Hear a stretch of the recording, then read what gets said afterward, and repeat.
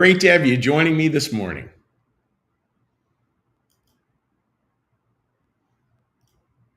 Like our content? It's funded by viewers like you. Please consider becoming a sustaining supporter of New Church Live today.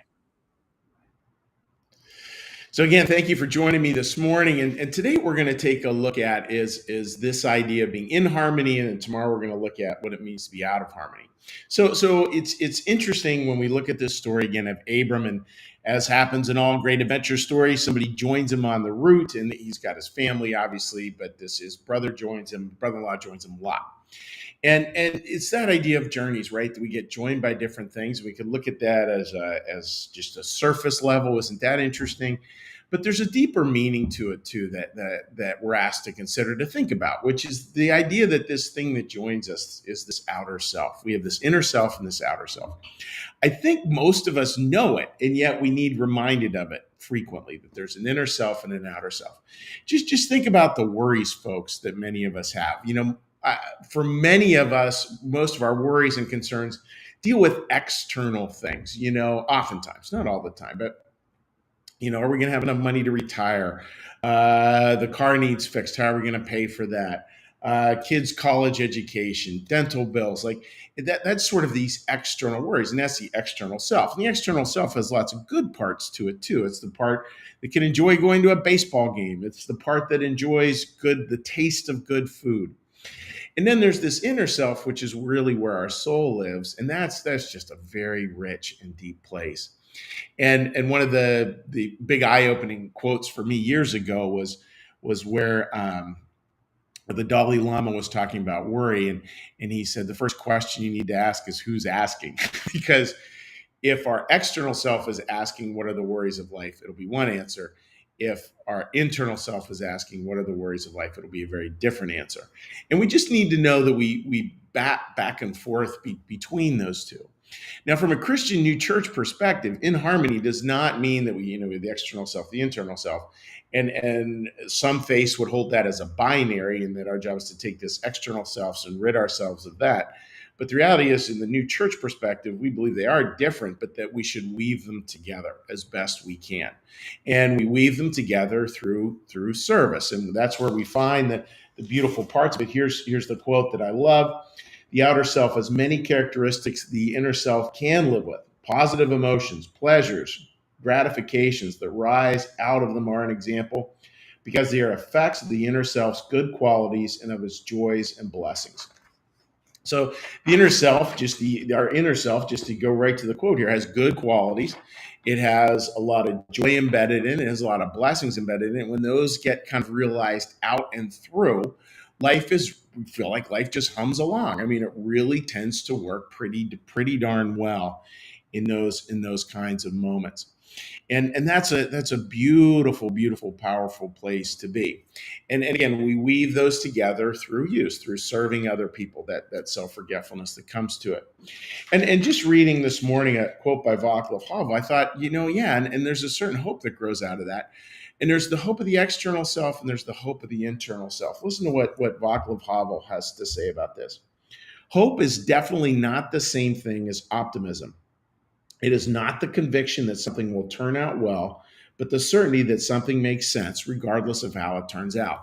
Beautiful description of the external self and the internal self. And if I was to recapture that as best I can in my language, which is not nearly as good as his, it would be to say this. The external self can get all caught up in kind of like this frothy optimism that's what hope is. Hope is optimism. It's hope for something. It's hope for more money. It's hope to be able to pay that dental bill. It's hope for all these external things.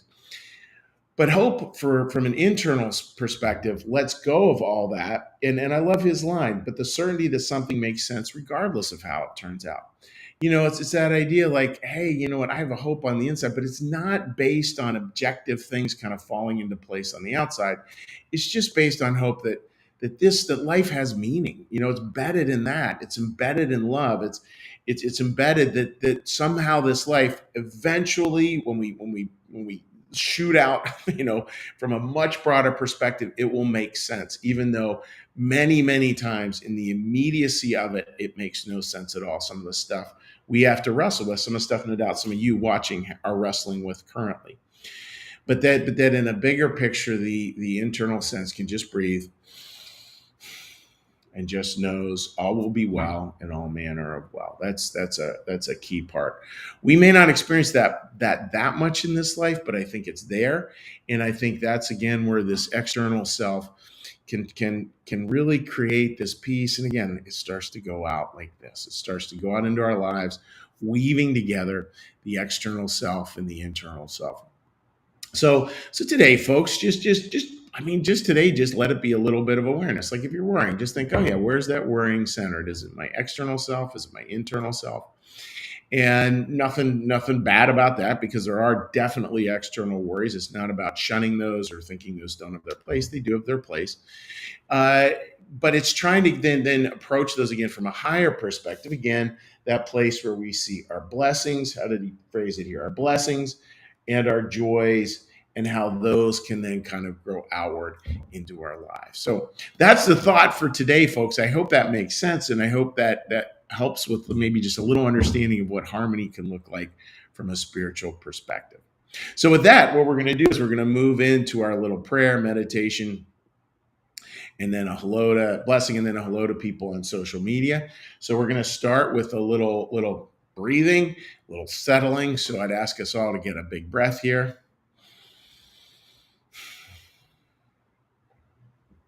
Listen to the bell.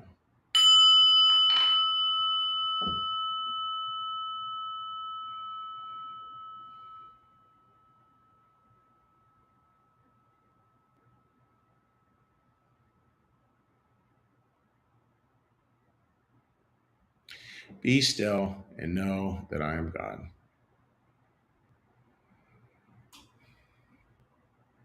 Be still and know that I am.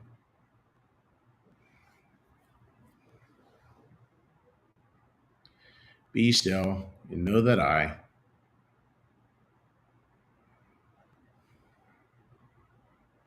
Be still and know that.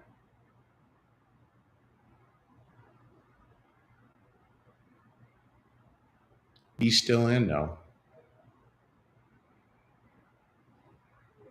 Be still and.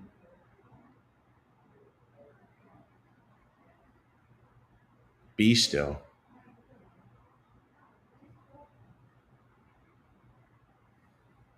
Be.